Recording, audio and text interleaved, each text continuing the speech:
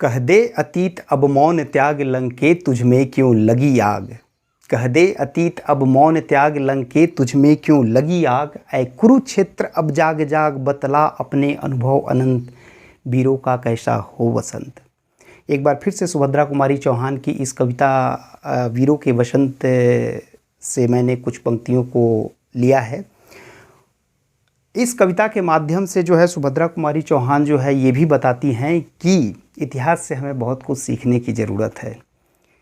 लंका का विनाश होना, कुरुक्षेत्र की लड़ाई इस बात का प्रतीक है कि छल कपट, अनीति के साथ, अधर्म के साथ जो भी लोग खड़े रहे, चाहे वो कितने भी बुद्धिमान हो, कितने भी बलशाली हो, उनका केवल और केवल एक ही रिज़ल्ट हुआ और वो है विनाश। चाहे वो व्यक्तिगत रूप में हो या फिर किसी राज्य के रूप में हो। एक बार फिर से आपके साथ हम स्वतंत्रता संग्राम से जुड़े हुए कुछ महत्वपूर्ण प्रश्नों को लेकर के आए हैं और उस पर हम चर्चा करेंगे। बेलगांव अधिवेशन 1924 की अध्यक्षता किसने की। जैसा कि हम पूरे भारतीय स्वतंत्रता संग्राम के इतिहास में जानते हैं कि महात्मा गांधी का कद जो है बहुत बड़ा था और महात्मा गांधी ने केवल और केवल कांग्रेस के एक ही अधिवेशन की अध्यक्षता की थी और वो था बेलगांव अधिवेशन। ठीक है, तो ये बहुत ही महत्वपूर्ण है कि 1924 के बेलगांव अधिवेशन की अध्यक्षता जो है किसने की थी, तो महात्मा गांधी के द्वारा केवल और केवल एक ही अधिवेशन की अध्यक्षता की गई थी। इसलिए बहुत ही इंपॉर्टेंट क्वेश्चन है। नेक्स्ट क्वेश्चन अगर आप देखेंगे तो काकोरी रेल घटना सहारनपुर से लखनऊ जा रही जो है एक रेल जिसमें सरकारी खजाने थे और भारतीय स्वतंत्रता संग्राम से जुड़े जो भी क्रांतिकारी थे उस समय जो है एक योजना के तहत जो है उन्होंने जो है उस रेल को काकोरी नाम के जगह पर जो है लूटा था। ठीक है, और उसमें कौन कौन लोग शामिल थे, राम प्रसाद बिस्मिल, अशफाक उल्ला खां, राजेंद्र लाहिरी, रोशन सिंह, मनमथ नाथ गुप्त। इसमें से बहुत 4 लोगों को तो फांसी की सज़ा हो गई थी, कुछ को आजीवन कारावास हुई थी, कुछ को 14 साल की सज़ा हुई थी। तो ये घटना कब हुई थी, 9 अगस्त 1925 को। ठीक है ना, काकोरी रेल घटना जो है 9 अगस्त 1925 को हुई थी। ठीक है, नेक्स्ट क्वेश्चन है साइमन कमीशन का भारत आगमन। साइमन कमीशन ऐसे कब बना था, तो साइमन कमीशन का गठन 1927 में हुआ था, लेकिन भारत में जो आगमन हुआ वो हुआ था आपको 3 फरवरी 1928 को। ठीक है ना, सर जॉन साइमन की अध्यक्षता में जो है एक कमेटी का गठन किया गया था, जिस कमेटी में जो है 7 जो है ब्रिटिश, कोई भारतीय नहीं था। और इस साइमन कमीशन का मुख्य उद्देश्य क्या था, 1919 के भारत सरकार अधिनियम को जो है में सुधार करना और साथ ही साथ अपनी व्यवस्था को जो है दुरुस्त करने के लिए सुझाव देना। ठीक है ना, और दुर्भाग्य से जो है उस कमेटी का कोई भी मेंबर जो है भारतीय नहीं था, इसलिए भारत में जो है उसका बहुत ही पुरजोर विरोध हुआ था। ठीक है ना, लाहौर में साइमन कमीशन का विरोध कब हुआ था, 30 अक्टूबर 1928। ये थे लाला लाजपत राय के नेतृत्व में जो है लाहौर में 30 अक्टूबर 1928 को जो है साइमन कमीशन का विरोध हुआ, जिसमें लाला लाजपत राय और जो भी लोग विरोध में शामिल थे उनके ऊपर लाठीचार्ज किया गया था। और इस घटना के कुछ ही दिन बाद लाला लाजपत राय की मृत्यु हो गई थी। इससे बहुत ज़्यादा दुखी होकर के जो क्रांतिकारी हमारे भगत सिंह और उनके ग्रुप के मेंबर थे, उन्होंने उस पुलिस अधिकारी को मारने का संकल्प लिया। ठीक है ना, वो लोग पुलिस हेडक्वार्टर में उस पुलिस अधिकारी को मारने के लिए जाते हैं, लेकिन दुर्भाग्यवश जो है जिस अधिकारी ने लाठीचार्ज किया था वो अधिकारी की मृत्यु न होकर के गोली किस पर चलती है, सांडर्स पर। ठीक है ना, पुलिस कप्तान जो है सांडर्स पर जो है गोली चलती है भगत सिंह, ठीक है ना, के नेतृत्व में। तो ये इतिहास में जो घटना है वो सांडर्स हत्याकांड के नाम से जाना जाता है। ठीक है ना, इसमें लिखा गया सांडर्स हत्याकांड कब हुआ था, तो 17 दिसंबर 1928 को। ये भी बहुत बार पूछा जाता है। ठीक है ना, दिल्ली के सेंट्रल असेंबली में बम फेंकना, 8 अप्रैल 1929 को भगत सिंह और बटुकेश्वर दत्त दिल्ली के सेंट्रल असेंबली में सेंट्रल लेजिस्लेटिव असेंबली में जहाँ पर जो है कुछ बिल पास हो रहे थे जिसमें पब्लिक सेफ्टी बिल भी था, ठीक है, वो क्रांतिकारियों के खिलाफ था। उसका पुरजोर विरोध करने के लिए भगत सिंह और बटुकेश्वर दत्त ने जो है जहाँ पर जो है खाली बेंच थे वहाँ पर उन लोगों ने जो है बम फेंका, क्योंकि उनका उद्देश्य था गूंगी और बहरी जो है सरकार को जो है अपनी आवाज़ बताना, ठीक है ना, और जो वो लोग गलत गलत जो बिल लेकर के आ रहे थे उसके खिलाफ अपनी आवाज़ उठाना, ठीक है ना, केवल और केवल उनका यही उद्देश्य था।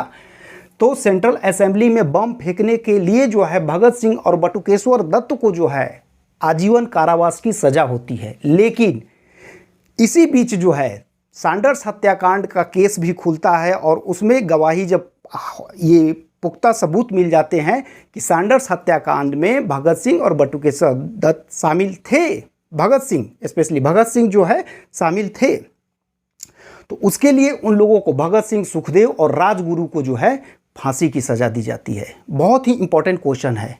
सेंट्रल असेंबली में बम फेंकने के लिए भगत सिंह को आजीवन कारावास की सज़ा मिली थी, लेकिन इसी बीच में सैंडर्स हत्याकांड केस खुलता है और उसमें ये पता चलता है कि सैंडर्स हत्याकांड में भी भगत सिंह शामिल थे। तो भगत सिंह, सुखदेव और राजगुरु को जो है सैंडर्स हत्याकांड के लिए मृत्युदंड की सज़ा सुनाई जाती है, ठीक है। ओके, नेक्स्ट क्वेश्चन है आपका दिल्ली। हाँ, तो दिल्ली के सेंट्रल असेंबली में बम फेंकने की घटना 8 अप्रैल 1929। ओके, कांग्रेस के लाहौर अधिवेशन में पूर्ण स्वराज्य का लक्ष्य घोषित करना ये किस साल में हुआ था? 1929। 1929 के लाहौर अधिवेशन में कांग्रेस ने, जिसकी अध्यक्षता किसने की थी? पंडित जवाहरलाल नेहरू ने। बहुत ही इंपॉर्टेंट क्वेश्चन है। कांग्रेस के लाहौर अधिवेशन 1929 जिसकी अध्यक्षता पंडित जवाहरलाल नेहरू ने की थी, उस अधिवेशन में पूर्ण स्वराज्य का लक्ष्य जो है घोषित किया गया और ठीक जस्ट कुछ ही दिन बाद, ठीक है ना, 26 जनवरी 1930 को प्रथम पूर्ण स्वाधीनता दिवस मनाया गया। इसी कारण से जब हमारा संविधान बन करके तैयार हुआ, 26 नवंबर 1949 को संविधान बन के तैयार हो गया था, लेकिन 26 जनवरी का दिन इसलिए चुना गया था क्योंकि 26 जनवरी 1930 को प्रथम स्वाधीनता दिवस मनाया गया था, ठीक है। तो ये भी क्वेश्चन क्लियर है।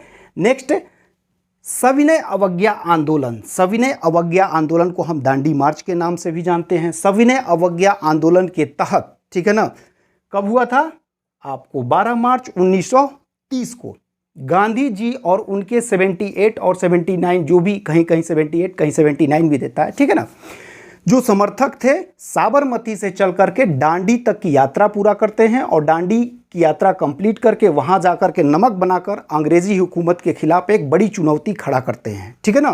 तो 12 मार्च 1930 को ये यात्रा शुरू हुई थी। 6 अप्रैल 1930 को ये यात्रा कंप्लीट हुई। अप्रोक्स जो है 24 डेज, ठीक है ना।